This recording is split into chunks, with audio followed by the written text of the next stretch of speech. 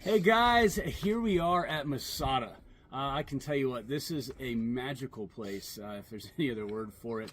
We were able to hike up here. It's about an 1,100 feet climb from the Dead Sea. We're actually probably still sitting below sea level. Imagine that, as I show you around here in just a second. But what is so important about Masada? Well, Masada was built just a bit over 2,000 years ago, before Jesus had actually walked on the face of this earth. Herod created a palace here, and we're actually standing in his palace right now.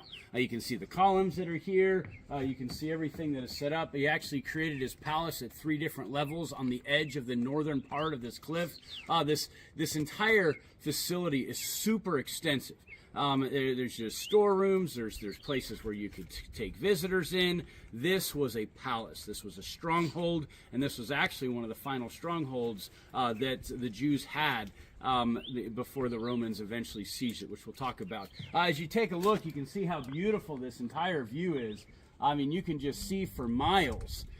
This is the Dead Sea that's right out here, absolutely beautiful. Part of Herod's temple actually exists down below us here. You can see how high up we are. He built this right on the edge, definitely a sign of prominence and significance for his reign. And so how did this amazing place fall?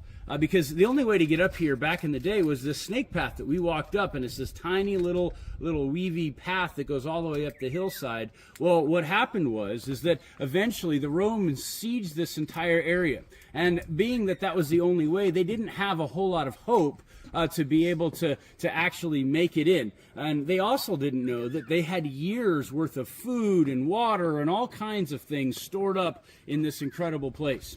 But what did they do? After about a month, they brought in a load of wood and all kinds of things for them to be able to build a ramp. As they built the ramp, as you can see right over here, down there, just about, you might be able to see some people walking down there. They built a ramp all the way up into the city.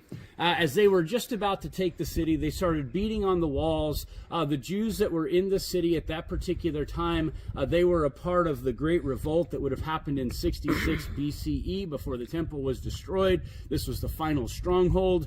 And so they decided collectively that they would end up taking their own lives.